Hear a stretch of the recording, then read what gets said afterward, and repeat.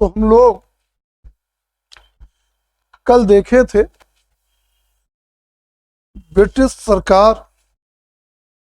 की भू राजस्व नीतियां, उसके अंतर्गत स्थायी बंदोबस्त, रैयत बारी बंदोबस्त, महलवारी बंदोबस्त, इन तीनों बंदोबस्तों पे हम लोग विचार कर चुके थे।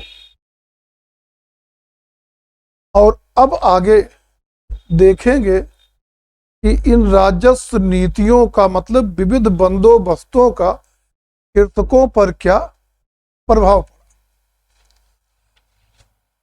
तो हम लोग देखने चल रहे हैं ब्रिटिश राजस्व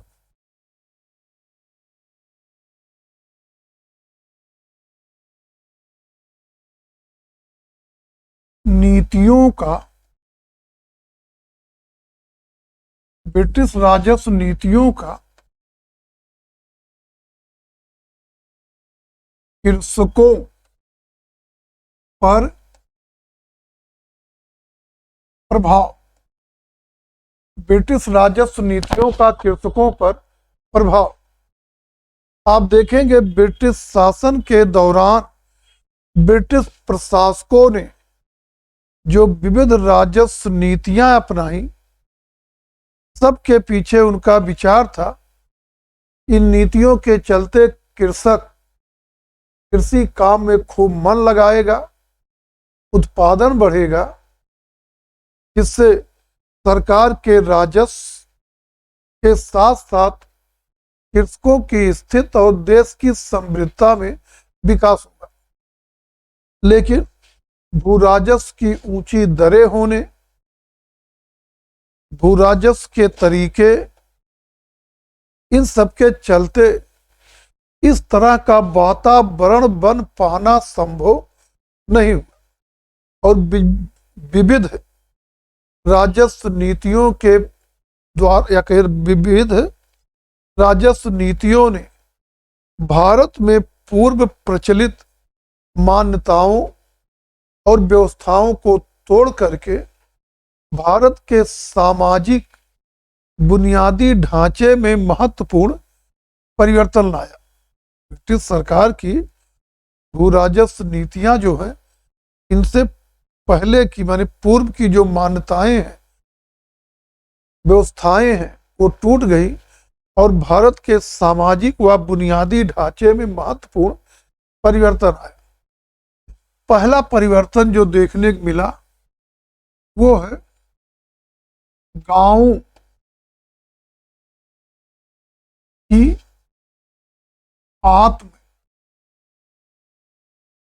आत्मनिर्भरता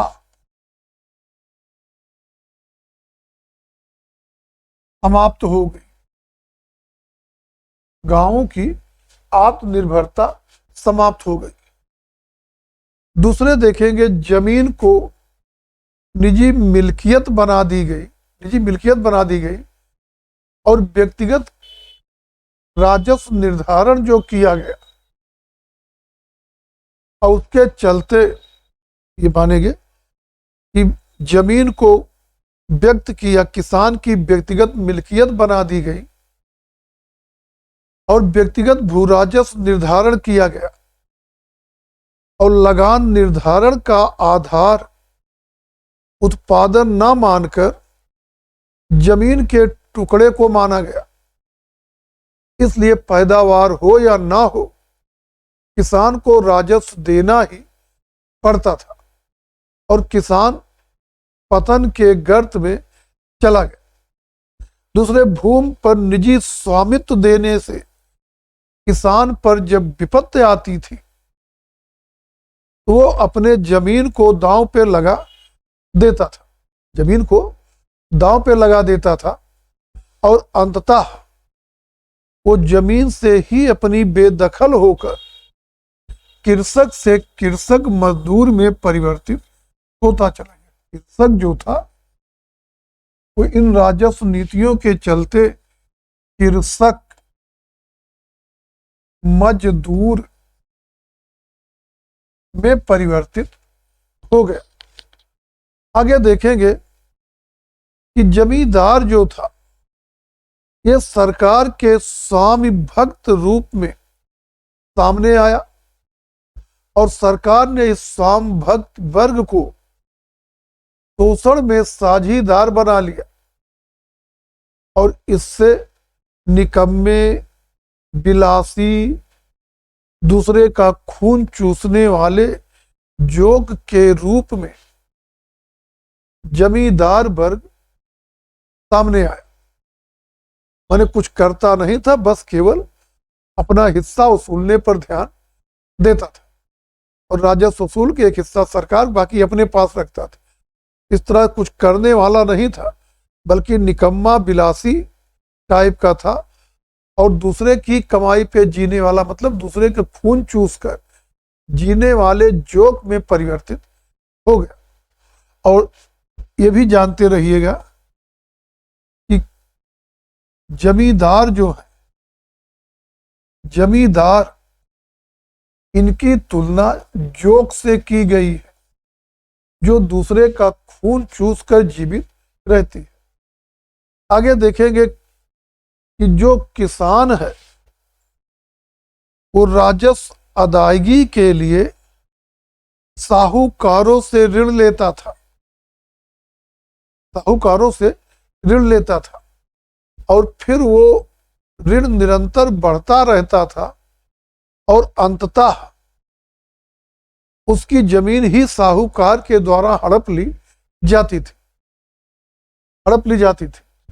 इसका सबसे अच्छा उदाहरण आप देखेंगे कमौटी प्रथा, कमौटी प्रथा। और ये कमौटी प्रथा जो है बिहार, उड़ीसा के क्षेत्रों में देखी जाती थी और देखेंगे कमौटी प्रथा बता रहे ये एक तरह की कृषि कराने की व्यवस्था है।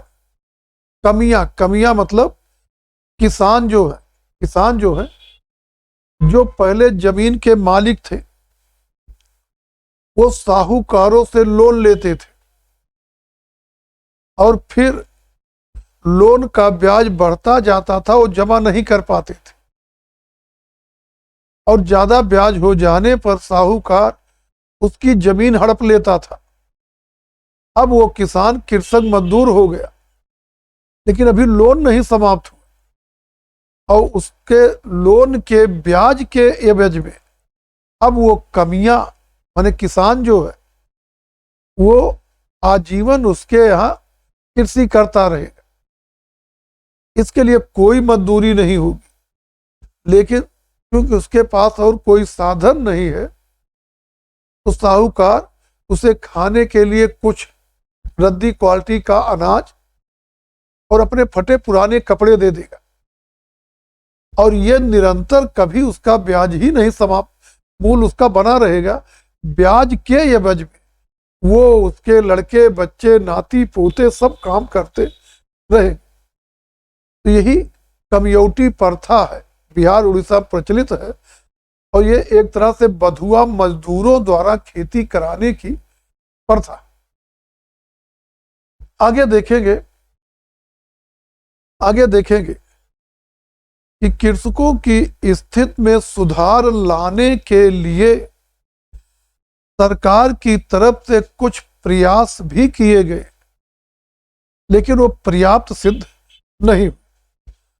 बंगाल काश्तकारी अधिनियम, बंगाल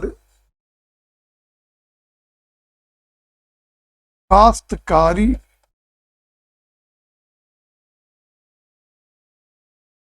अधिनियम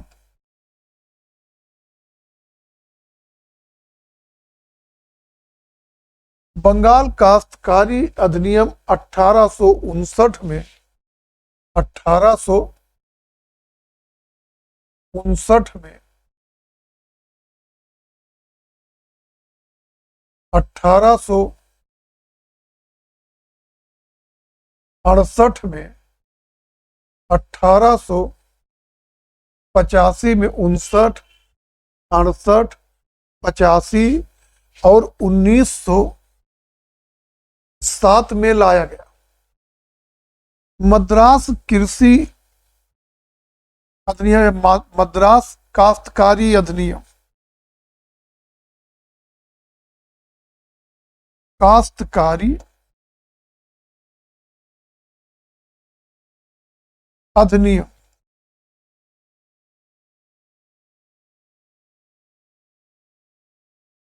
और मद्रास काश्तकारी अधिनियम जो है ये 1889 में लाया गया।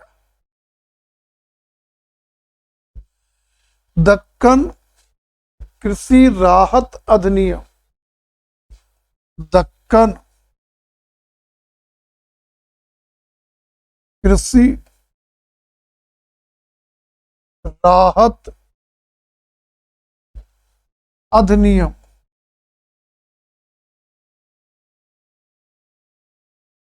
और दक्कन कृषि राहत अधिनियम 1879 में लाया गया। मध्य प्रदेश कृषि राहत अधिनियम, मध्य प्रदेश कृषि राहत अधिनियम 1898 में लाया गया। 1898 में लाया गया। ये विविध कृषि अधिनियम कृषकों की स्थिति में सुधार के लिए लाए गए। इनमें से जो बंगाल काश्तकारी अधिनियम है 1859,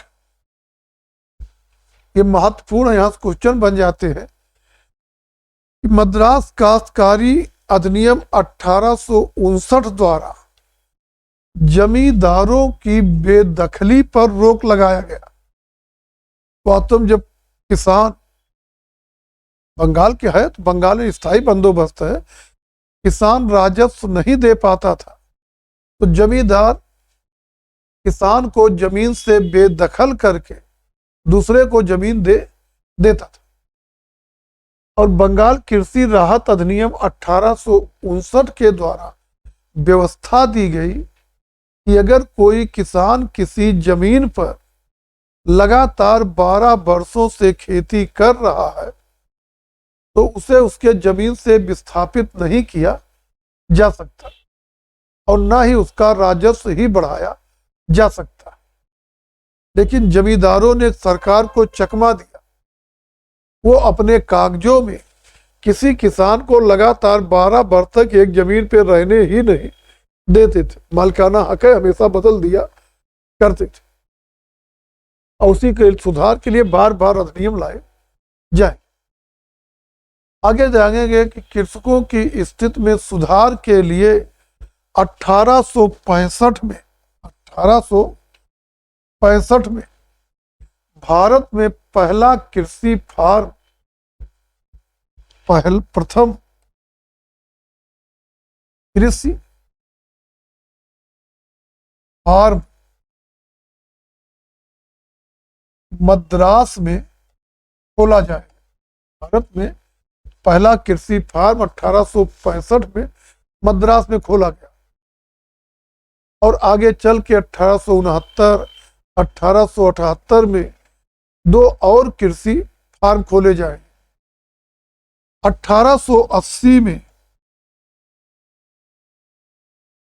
मद्रास में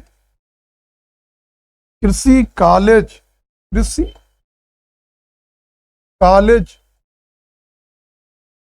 खोला जाएगा। कृषि कॉलेज खोला जाएगा और देखेंगे 1880 में अकाल आयोग की जो सिफारिशें आएंगी उसके परिणाम स्वरूप प्रांतों में कृषि विभाग की स्थापना होगी और पूसा कृषि कॉलेज खोला जाएगा। पूसा कृषि कॉलेज खोला जाएगा।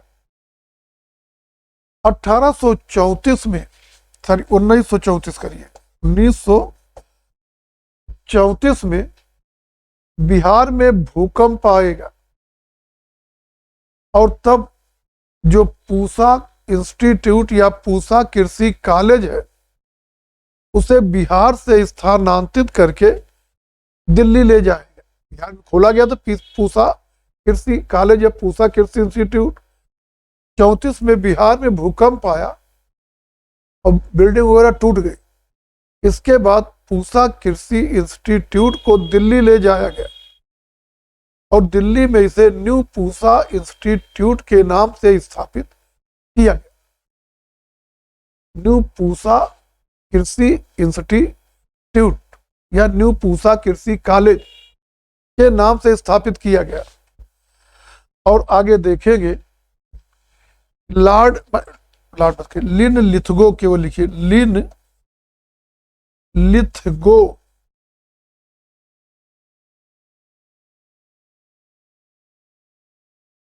लिन लिथगो की अध्यक्षता में कृषि पर एक राजकीय आयोग भी गठित किया जाएगा। कृषि पर एक राजकीय उद्योग भी गठित किया जाएगा जो 1928 में अपनी रिपोर्ट प्रस्तुत करेगा। और इस तरह से ब्रिटिश शासन की राजस्व नीतियों का जो परिणाम हुआ उस पर हम लोग चर्चा कर लिए। इन नीतियों से कृषकों की स्थिति बद से बदतर हो गई। यद्यपि सरकार की तरफ से कृषकों की स्थिति में सुधार हेतु कुछ प्रयास किए गए, लेकिन आवश्यकता अधिक प्रयासों की थी और प्रयास बहुत कम हुए। इसलिए उन प्रयासों से कृषकों की स्थिति में कोई विशेष परिवर्तन नहीं है। और कृषि और कृषकों पे प्रभाव हम लोग देख चुके। कोई चीज यहां तक पूछना हो, कंफ्यूजन हो तो उस पर चर्चा कर लें और आगे हम लोग उद्योगों पर प्रभाव का अध्ययन करने चल रहे हैं।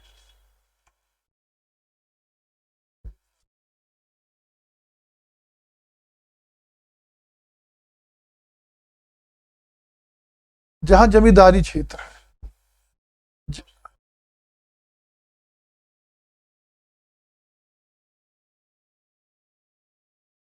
जमींदार देगा तो साहूकार जब ले लेगा तो उस पर कर जमीन पे साहूकार देगा। लेकिन साहूकार जो जमीन है उस पे अपने मजदूरों से खेती कराएगा और उनको केवल खाने भर को मजदूरी वगैरह देगा और बाकी उसका उत्पाद साहूकार हुआ, साहूकार उसके बदले में जो टैक्स है वो देगा। मतलब किसान की जमीन चली जाएगी और किसान अब उस जमीन पे केवल एक मजदूर के रूप में काम करता रहे। आगे चले, आगे देख लेते हैं उद्योगों पर प्रभाव। उद्योगों पर प्रभाव।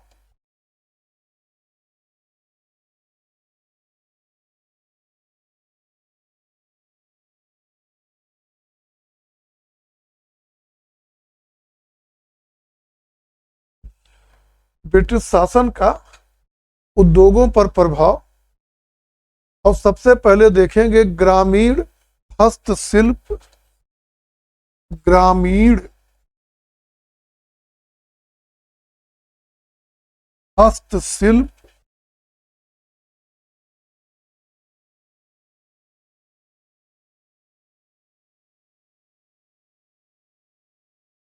दस्तकारी,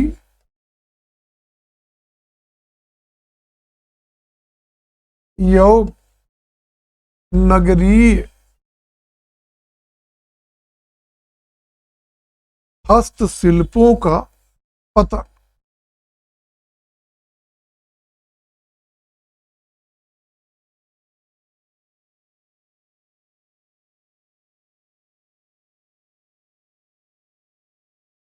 ब्रिटिश शासन का उद्योगों पे प्रभाव देखने चल रहे हैं और देखेंगे उद्योगों पे प्रभाव के क्रम में कि जो ग्रामीण हस्तशिल्प दस्तकारी थी, साथ ही जो नगरीय हस्तशिल्प थे, इन सब का पतन हो गया और ब्रिटिश शासन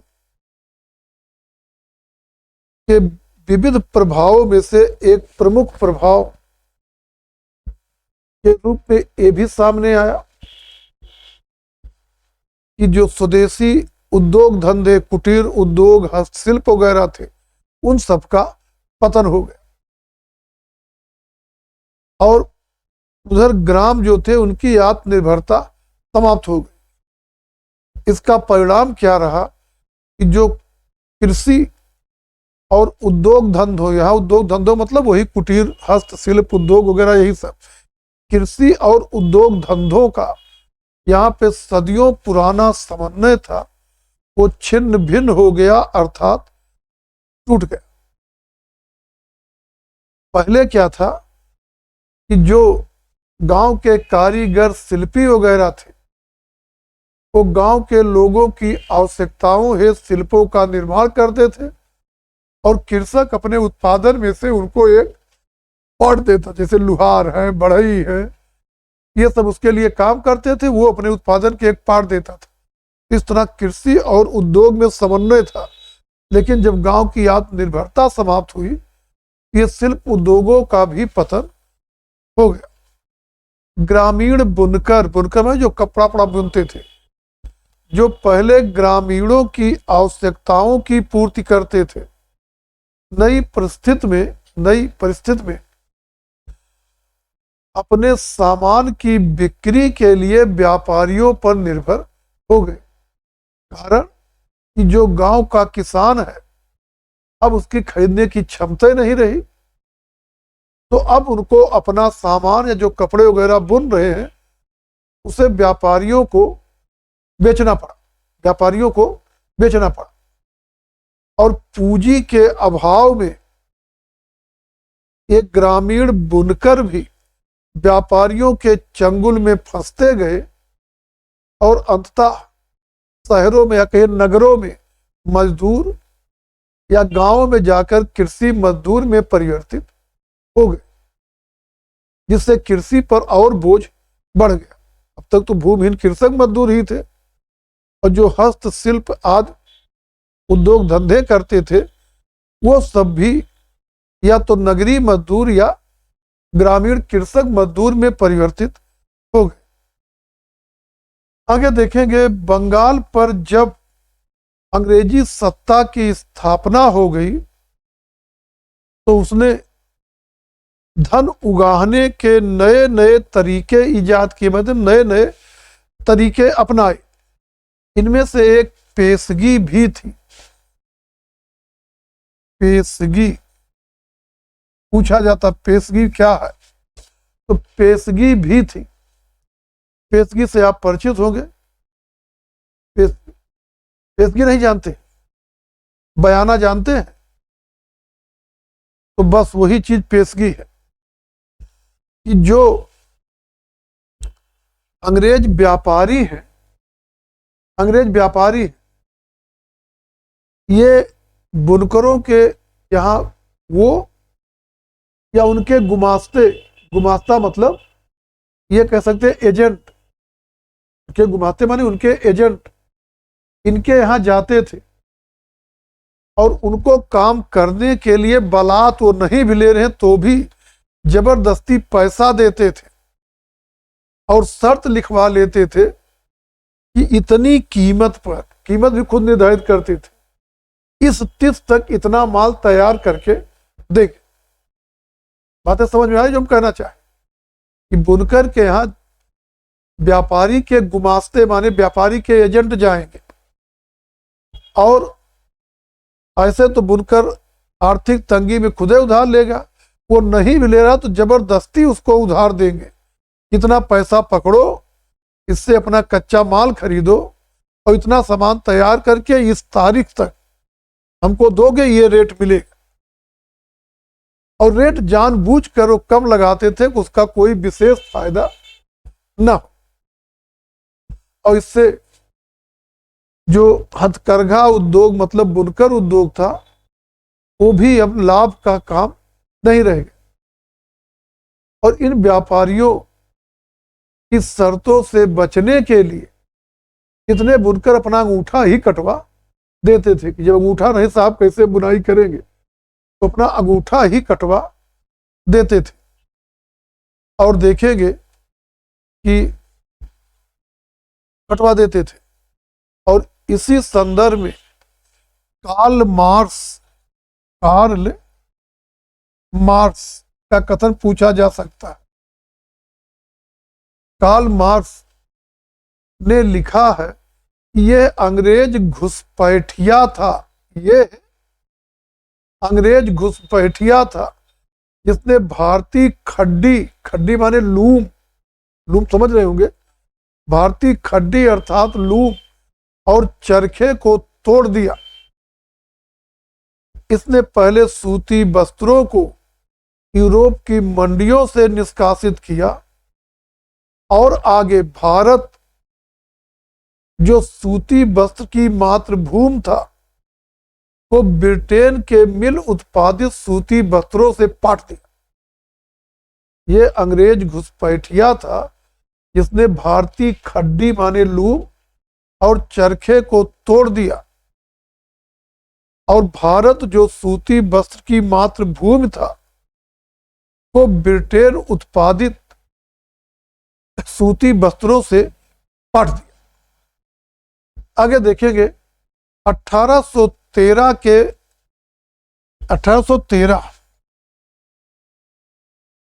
से लेकर के आगे 1857 तक का समय भारतीय इतिहास में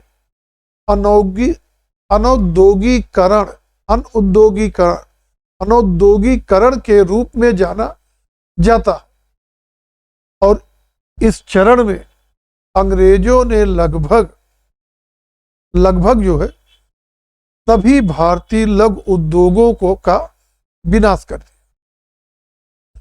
आगे देखेंगे कि वो तो 57 तक कहा जाता लेकिन ये 50 तक ही है, आगे विद्रोह माहौल चलता है। तो 57 क्या है, आप चाहे 50 या 57 लिखिए तो गलत नहीं है। तो 1850 तक जो है लगभग भारतीय शिल्प उद्योगों का विनाश कर दिया। 1850 के मध्य तक हथकरघा उद्योग माने वही बुनकरी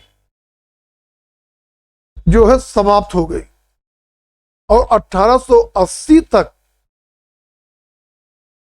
पूरी तरह से समाप्त हो गया। 1880 तक जो है भारतीय लूम या कहिए भारतीय बुनकरी पूरी तरह से समाप्त हो गई। और ये चोट सबसे पहले शिल्प उद्योगों में सूती वस्त्र उद्योग बुनकर उद्योग पर पड़ा। जिस तरह से सूती वस्त्र उद्योग का पतन हुआ ठीक उसी तरह से आगे रेशमी वस्त्र, ऊनी वस्त्र, इन सब का भी पतन हुआ। इस तरह वस्त्र उद्योग का सत्यानाश और वस्त्र उद्योग के साथ ही अन्य जो कुटीर उद्योग थे उन सब का भी पतन हो गया। अब आगे देखेंगे कि जो ब्रिटिश शासन है वो विश्व की पूंजीवादी आवश्यकताओं को देखते हुए विश्व की पूंजीवादी आवश्यकताओं को देखते हुए भारतीय कृषि का वाणिज्यीकरण करना शुरू किया। और इसके लिए 33 के एक्ट में 1833 का चार्टर एक्ट। तो 1833 के चार्टर एक्ट में अंग्रेजों को भारत आने, भारत में भूमि खरीदने, भारत में बसने, भारत से व्यापार करने, इन सब की छूट दी गई। मतलब अंग्रेज भारत आए और अपने निर्देशन में यहाँ कच्चा माल पैदा कराएं, क्योंकि वो अपने निर्देशन में पैदा कराएंगे थोड़ा उच्च क्वालिटी की, जैसी उनको जरूरत है उस तरह का माल तैयार। और देखेंगे अब अंग्रेज जब आएंगे तो सबसे पहले भारत में बागान लगाने शुरू करेंगे, और सबसे पहले एक क्रम से देखेंगे तो सबसे पहले नील, फिर चाय, फिर कॉफी, फिर पटसन। नील, चाय, कॉफी, पटसन एक क्रम से है। में अंग्रेजी पूंजी कृषि में लगाई गई। में सबसे पहले नील के बागान स्थापित किए, फिर चाय के बागान, फिर कॉफी के बागान, और फिर पटसन के बागान स्थापित किए गए। पटुआ जान है, पटुआ जिससे वो रस्सी बनती, वही पटसन। पटसन में पटुआ, गांव वाला पटुआ जिससे रस्सी बनती। तो अब देखेंगे इन सब में जो भी पूंजी लग रही है वो टोटल विदेशी की लग रही है, और इन पे टोटल विदेशियों का ही नियंत्रण था। कहा तो जा रहा कि इतना भारत में उद्योगीकरण किया जा रहा, लेकिन ये कोई उद्योगीकरण वगैरह नहीं था। आधुनिक उद्योगों से बिल्कुल अलग थे। इनमें किसी अच्छी क्वालिटी की माने उन्नतशील मशीन वगैरह का प्रयोग नहीं करते थे। वास्तव में इन उद्योगों में मशीनीकरण न करके भारत के सस्ते श्रम का लाभ उठाते थे। मतलब यहाँ के लोग दरिद्र हो चुके थे, कम से कम मजदूरी पे काम करने को तैयार रहते थे, और उन्हीं का मतलब ऐसे लोगों का ही ये लोग शोषण करते थे। और इस तरह से अंग्रेजों की दिलचस्पी भारत में उद्योगीकरण की नहीं, बल्कि भारत में कच्चा माल उगाने की थी। बिना मशीन का प्रयोग किए कच्चा माल पैदा किया जाए और उसे यूरोप की मंडियों में सप्लाई किया जाए। भारत में एक मिनट रुक जाइए, ये सब चीजें थोड़ा ध्यान समझिए। जब तक ये सब कंसेप्ट नहीं क्लियर होगा तो आधुनिक भारत का इतिहास समझ नहीं पाए। वो अलग है, पॉइंट वाइज टिप टिप ऐसे याद कर लिए, उससे कंसेप्ट नहीं क्लियर होगा और वो चीजें बार बार भूल जाएंगे।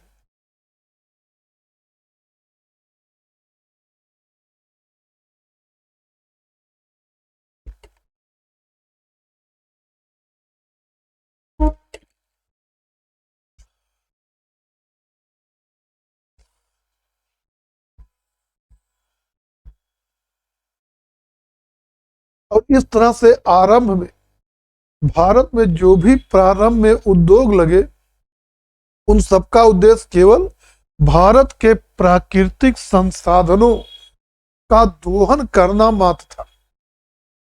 आगे भारत में रेलों के निर्माण का काम शुरू हुआ, और रेल के आगमन ने भारत में आधुनिक उद्योगों को जन्म दिया। मतलब रेलवे भारत में आधुनिक उद्योगों का जनक साबित हुआ, या इसे कहिए रेलवे के आगमन को ही भारत में मशीनी युग के आगमन या आरंभ का संकेत माना जाता है। तो भारत में मशीनरी युग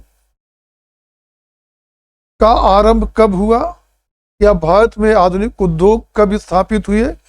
रेलवे की स्थापना के बाद। आप देखेंगे भारत में रेल लाइन बिछाने के बारे में सोचने वालों में सबसे पहला नाम आता है रोलैंड स्टीफेंसन का। रोलैंड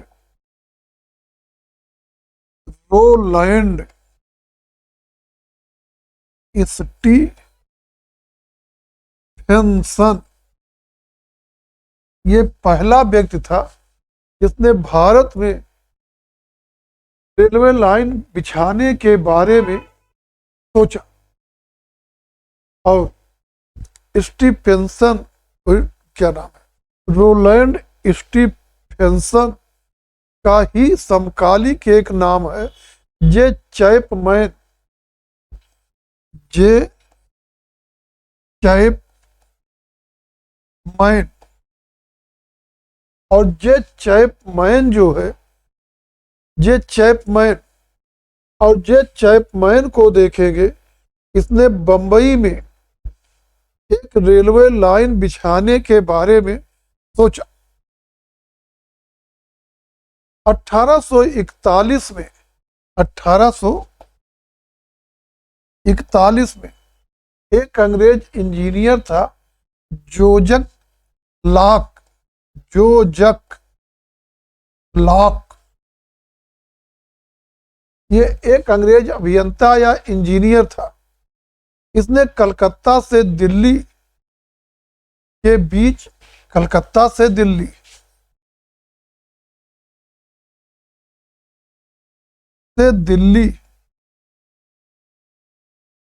के बीच रेलवे लाइन बिछाने की संभावनाओं पर विचार व्यक्त किया।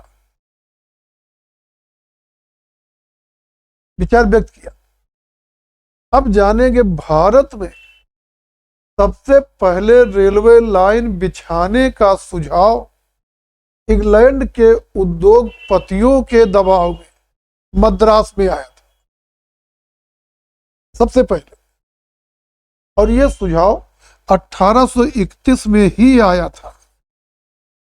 तो भारत में सबसे पहले रेलवे लाइन बिछाने का सुझाव 1831 में मद्रास में आया था, लेकिन मद्रास में जो रेलवे लाइन बिछाने की बात हो रही थी, उसमें रेल के डिब्बे भाप का इंजन नहीं, घोड़े खींचते, घोड़ों द्वारा खींचे जाने वाली रेलवे की बात की जा रही थी। 1834 में यह क्रिया रूप में नहीं आएगा, बस ये विचार हुआ कि वहां रेलवे लाइन बिछे और उसमें जो डब्बे खींचेंगे, माने रेल जो खींचेंगे वो घोड़े। 1834 में पहली बार इंग्लैंड में भाप से चलने वाले रेलों का प्रस्ताव रखा गया। मतलब इस समय प्रस्ताव रखा जा रहा कि भारत में भाप से चलने वाले रेलवे इंजनों का प्रयोग किया जाए। 1847 के मध्य में 1847 के मध्य में east India railway company, east India railway company 5% लाभ गारंटी देने पर भारत में रेलवे लाइन बिछाने के लिए तैयार हो गई। इंग्लैंड में एक कंपनी बनी है, ईस्ट इंडिया रेलवे कंपनी, और इससे सरकार कही कि आप भारत में रेलवे लाइन बिछाने का काम करिए। पहले तो तैयार नहीं, पता नहीं जाए लाभ हो नुकसान हो। ये कहा गया कि आपका चाहे लाभ होगा जो होगा, अगर नुकसान होगा तो भी आपको 5% लाभ दिया ही जाएगा। यही है लाभ गारंटी योजना।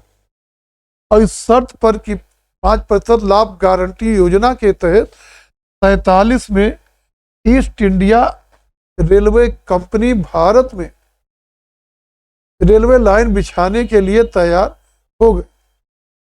आगे देखें, भारत में रेलों का निर्माण जो है वो सार्वजनिक दायित्व पर व्यक्तिगत पूंजी निवेश के तहत लाभ गारंटी योजना के तहत शुरू किया। पहले इसका मतलब समझिए कि भारत में रेलों का निर्माण सार्वजनिक दायित्व पर व्यक्तिगत निवेश के तहत लाभ गारंटी योजना के तहत किया गया। क्लियर हो रहा नहीं? अर्थ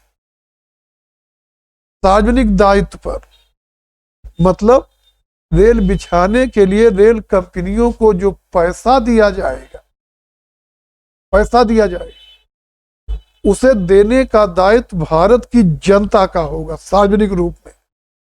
मतलब इन सबसे टैक्स वसूल करके कंपनी को धन दिया जाए, ये हो गया सार्वजनिक उत्तरदायित्व। जैसे आप विश्व बैंक से 100 करोड़ रुपए उधार ले लिए, तो ले लिए तो नहीं कि मोदी उधार ले लिए, वो तो मोदी उधार ला रहे हैं अपने या देश हित में जहां चाहे खर्च करें, उस पैसे को देना पड़ेगा देश की जनता को। देश की जनता जो टैक्स देगी उसी से वो भरा जाएगा।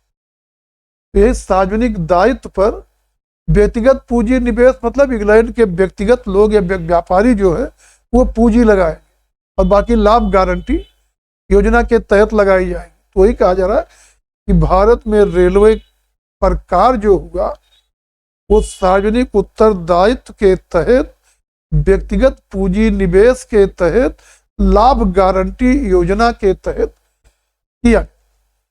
और गवर्नर जनरल लॉर्ड डलहौजी जो है इस समय रहेगा, और उसने हावड़ा से रानीगंज, हावड़ा से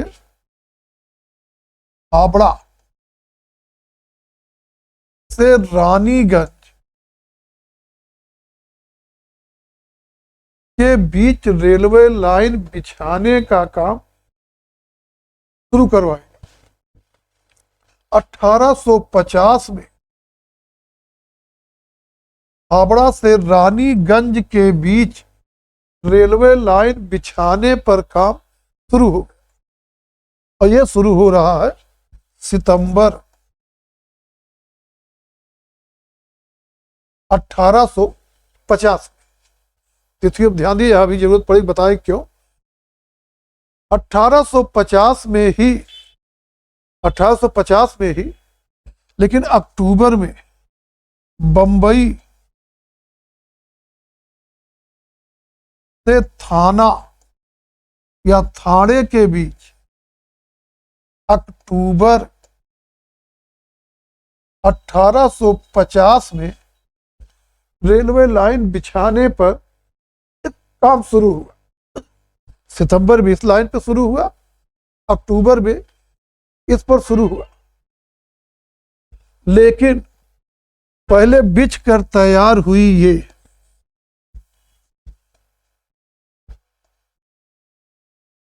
तो बाद में पहली बार रेलवे लाइन बिछाने काम कहां शुरू हुआ? हावड़ा से रानीगंज के बीच। बाद में पहली रेलवे लाइन बिछकर कहां तैयार हुई? बंबई से थाना के बीच। और यही कारण होगा कि 1853 में पहली रेलवे लाइन बंबई से थाना के बीच में चले। अब यहां पर दो क्वेश्चन बनेंगे कि पहली रेलवे लाइन कहां से कहां तक बिछाई गई, पहली बार रेलवे लाइन कहां से कहां तक बिछाने काम शुरू हुआ? हावड़ा से रानीगंज। बाद में पहली रेलवे लाइन बिछाई गई बंबई से थाना के मध्य। बाद में पहली रेलवे लाइन किन स्टेशनों के बीच चली? बंबई से थाना के मध्य। कब चली? 1853। अब देखेंगे रेल आ गई, अब वो झकझक करते चलने लगी। अब देखेंगे कि जो रेलवे का आगमन है ये भारत में आधुनिक उद्योगों का जनक साबित हुआ। 1854 में काव साजी नाना भाई, 1854 में काव साजी नाना भाई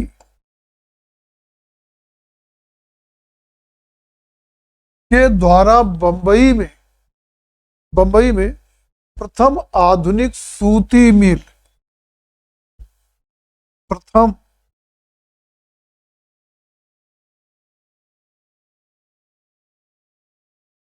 आधुनिक सूती मिल की स्थापना की गई। तो भारत में पहली आधुनिक सूती मिल की स्थापना किसने की? कावसाजी नाना भाई ने। कहां पर की? बंबई में की। कब की? 1854 में की। यहां से भी क्वेश्चन बनेगा। 1855 में बंगाल के रिसरा में, 1855 में रिसरा, ये बंगाल में पड़ेगा। बंगाल के रिसरा में प्रथम आधुनिक जूट मिल, अब सब आधुनिक सब लग जाएगा, प्रथम आधुनिक जूट मिल की स्थापना की गई। लेकिन ध्यान रहे कि यहां जो पूंजी लग रही है, इसमें सूती वस्त्र में भारतीय पूंजी लग रही है, और जो जूट उद्योग स्थापित हो रहा है इसमें विदेशी पूंजी, माने वही अंग्रेजों की पूंजी लग रही। और 1886 तक,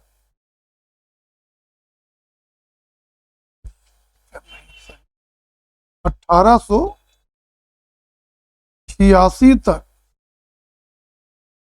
जूट उद्योग में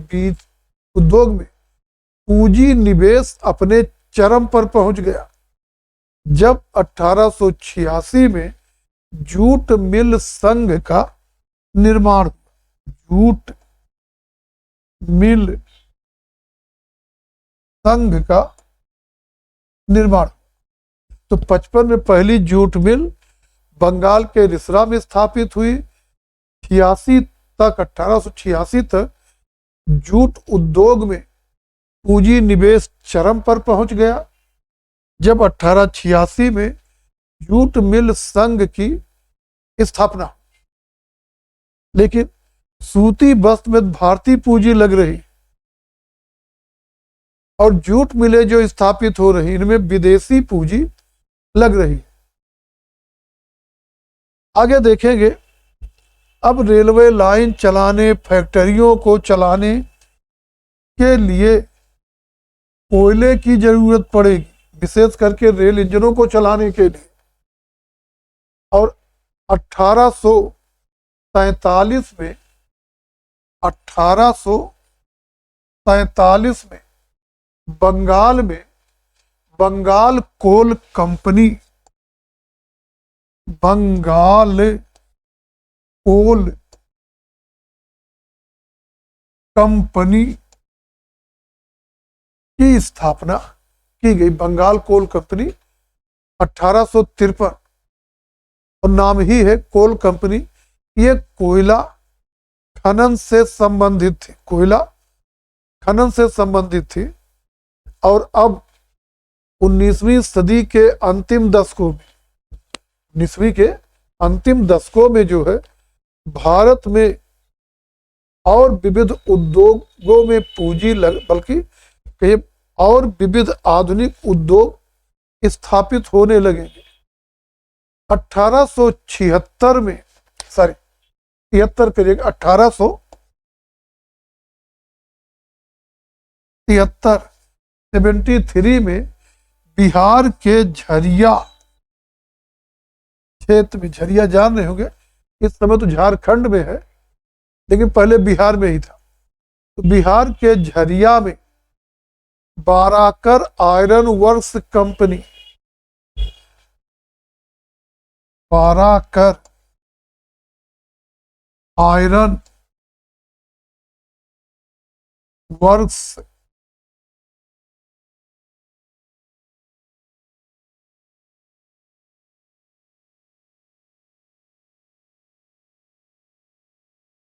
कंपनी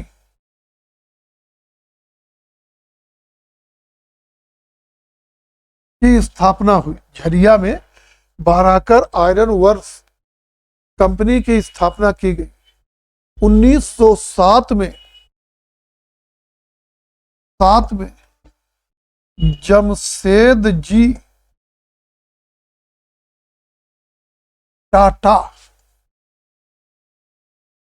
जमशेद जी टाटा ने बिहार में ही, बिहार के जमशेदपुर में, बिहार में ही, बिहार के जमशेदपुर में Jamshed ji Tata iron and steel company, Jamshed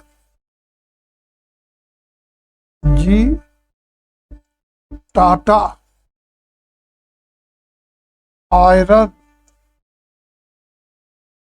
and steel company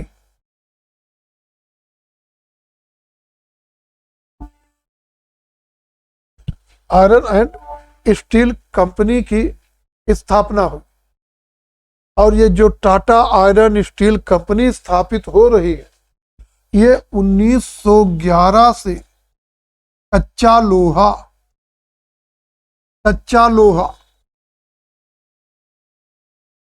का उत्पादन शुरू कर देगी और 1913 से इस्पात का उत्पादन भी शुरू कर देगी। 1910 में जमशेद जी टाटा ने ही 1910 में जमशेद जी टाटा ने ही hydro electric power supply company, hydro electric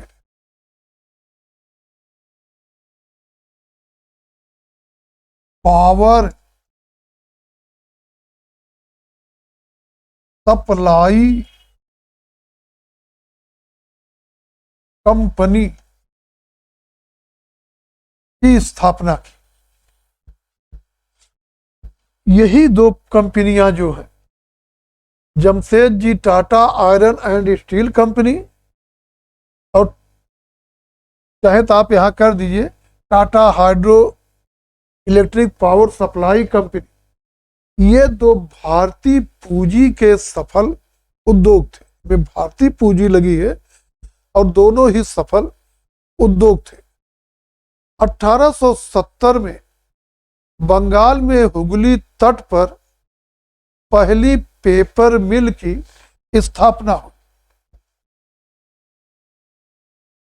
1870 में बंगाल में हुगली तट पर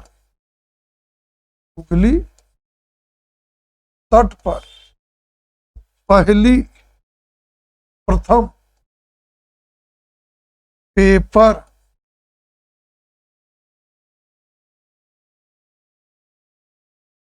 की स्थापना हुई, प्रथम पेपर मिल की स्थापना हुई। 1904 में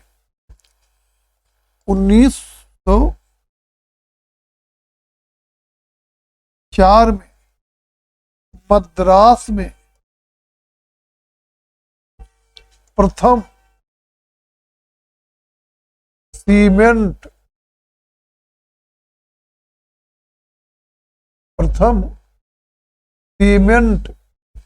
कंपनी की स्थापना हुई, या प्रथम सीमेंट उद्योग की स्थापना हुई।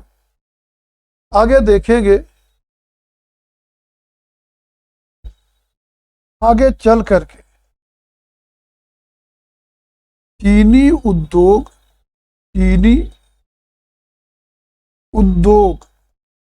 और एल्यूमिनियम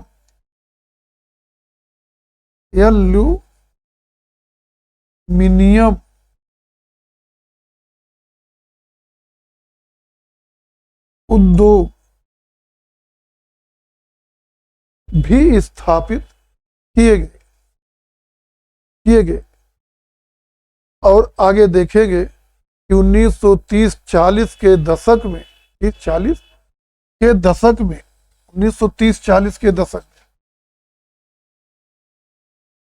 30-40 के दशक में जो है, ये दोनों उद्योग खूब प्रगति करें, बल्कि इसमें कहिए जो चीनी उद्योग है, चीनी उद्योग 1930-40 के दशक में खूब प्रगति करेगा। एल्युमिनियम उद्योग जो है ये इसके बाद द्वितीय विश्व युद्ध के कुछ पहले ही प्रगति करेगा। और 1937 में भारत में पहली रोलिंग मशीन कलकत्ता में स्थापित की गई। रोलिंग मशीन, वही एल्युमिनियम की चादरों को रोल करने वाली पहली रोलिंग मशीन कलकत्ता में स्थापित की गई। और इस तरह से कार्ल मार्क्स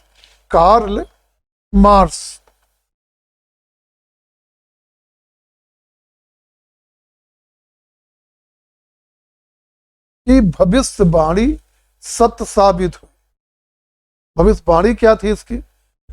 कार्ल मार्क्स ने भविष्यवाणी की थी कि जिस देश में लोहा और कोयला उपलब्ध हो वहां के परिवहन तंत्र में मशीनों का प्रयोग शुरू हो जाने पर उस देश को खुद मशीनों को बनाने से कोई ताकत रोक नहीं सकती। कार्ल मार्क्स ने भविष्यवाणी की थी कि जिस देश में लोहा कोयला हो और वहां के परिवहन में मशीन का प्रयोग कर दिया जाए तो कोई ताकत उस देश को मशीनें बनाने से रोक नहीं सकता। भारत के बारे में ही सत्य साबित हुआ। लोहा कोयला यहां उपलब्ध थे और जब यहां पे रेलवे की शुरुआत हो गई तो अब आगे भारत में अपने आप मशीनें बनने लगी।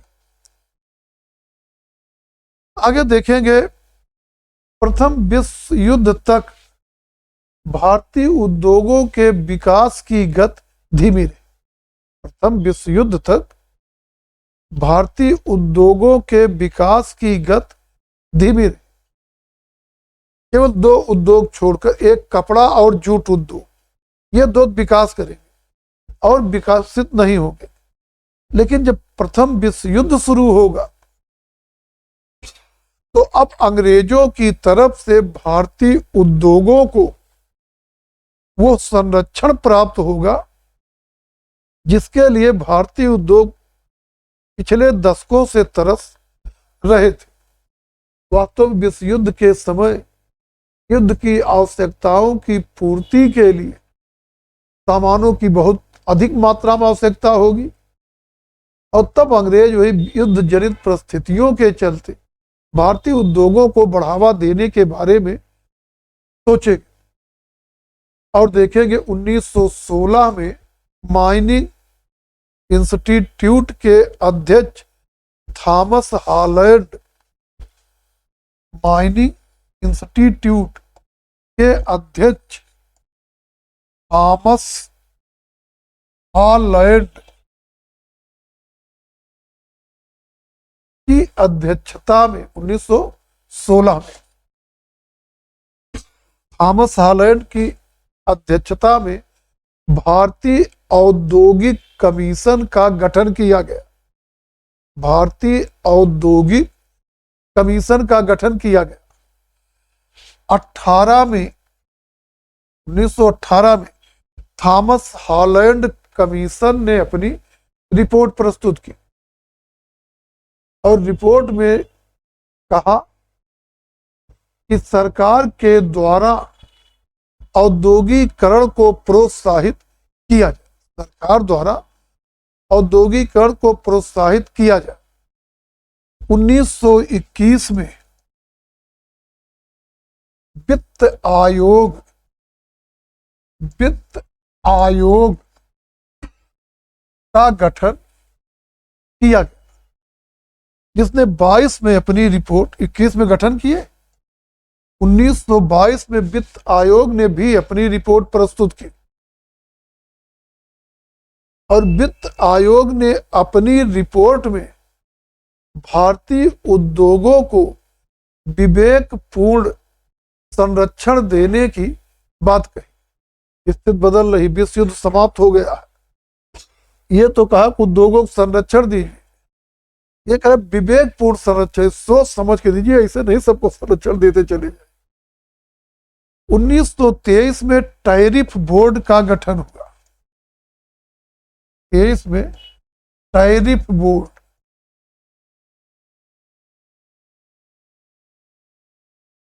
का गठन किया गया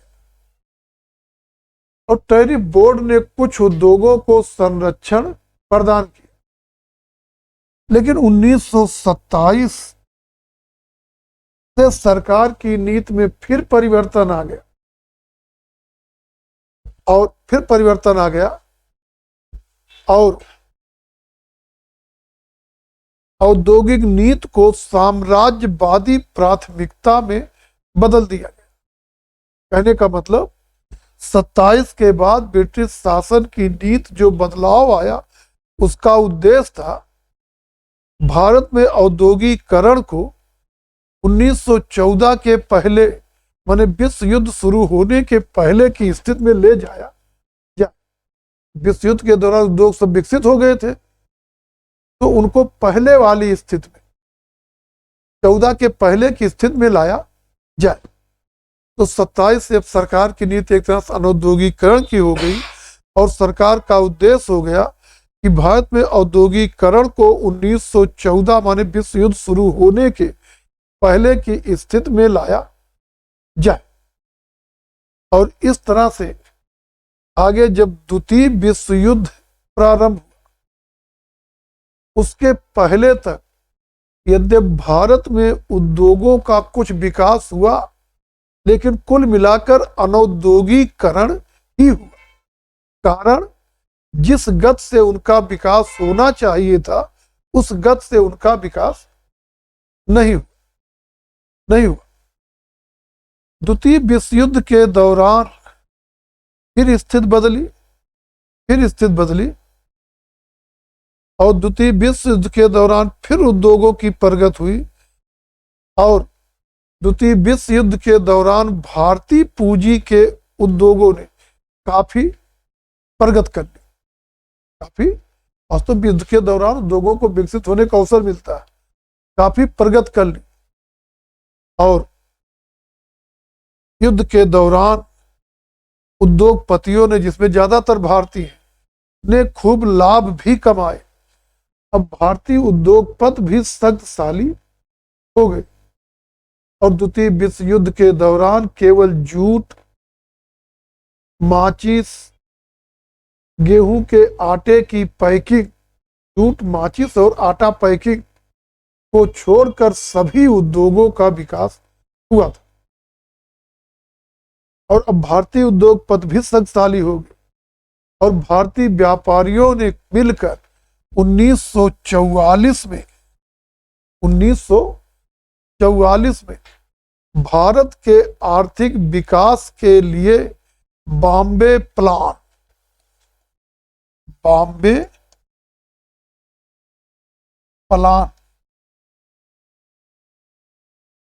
बनाया। भारतीय उद्योगपति बना रहे, भारतीय उद्योगपतियों ने मिलकर 1944 में बॉम्बे प्लान नामक योजना भारत के विकास के लिए बनाई। 1944 में ही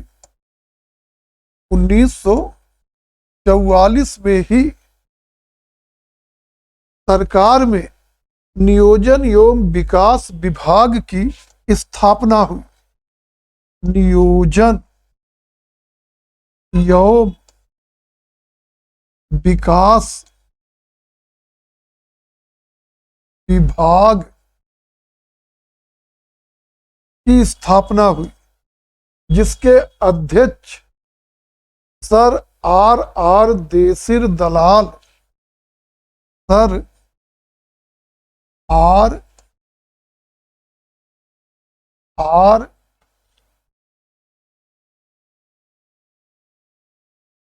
देसिर दलाल बनाए गए। साथ में सर आर देसिर दलाल जो है इसके अध्यक्ष बनाए गए। द्वितीय विश्व युद्ध के बाद की स्थिति बदल गई। द्वितीय विश्व युद्ध के बाद क्या हुआ, इंग्लैंड को यह महसूस होने लगा कि अब भारत में बने रहना थोड़ा मुश्किल काम है, और अगर ताकत के बल पे बने भी रहेंगे तो भारत पर शासन करना लाभ की जगह ज्यादा नुकसान का धंधा हो। मतलब यहां व्यवस्था बनाए रखने पर बहुत खर्च करना पड़ेगा, उस अनुपात में राजस्व वगैरह की वसूली कम। और तब द्वितीय विश्व युद्ध के बाद जो ब्रिटिश सरकार है भारतीय उद्योगों के प्रति अपनी नीति बदलने को मजबूर हो गई, और अब इंग्लैंड के उद्योगपतियों ने भारतीय उद्योगपतियों के साथ समझौता कर लिया, इस शर्त पे कि ब्रिटेन भारत को मशीनें देगा, के उद्योगों को चलाने के लिए मशीनें देगा, और भारत जो है वो ब्रिटेन को कच्चे माल की सप्लाई करता रहे। पहले कच्चा माल अंग्रेज अपने खुदे ले जाते थे, अब कच्चा माल आप हमको बिना कच्चे माल के उनका काम नहीं चलना देंगे, उसके बदले में हम आपको मशीनरी आज सप्लाई करते रहे। और इस प्रकार ब्रिटिश उपनिवेशवाद ने भारत को तकनीकी सहायता देने के बहाने अपने वित्तीय हितों की रक्षा की, और इसके लिए भारतीय उद्योगपतियों को इसमें साझीदार बना दिया। मतलब हम उद्योगपतियों को तकनीकी सहायता देंगे, मशीन वगैरह, और वो कच्चा माल हमें सप्लाई करे। आगे देखेंगे, ये तो हो गया उद्योगों पर प्रभाव। अब हम लोग देखेंगे व्यापार पर प्रभाव, ब्रिटिश शासन का व्यापार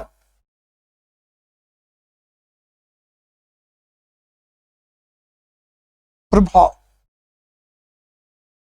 तो दो प्रभाव हम लोग देखें, कृषि पर प्रभाव, उद्योगों पर प्रभाव, और अब आगे हम लोग देखेंगे ब्रिटिश शासन का व्यापार पर प्रभाव।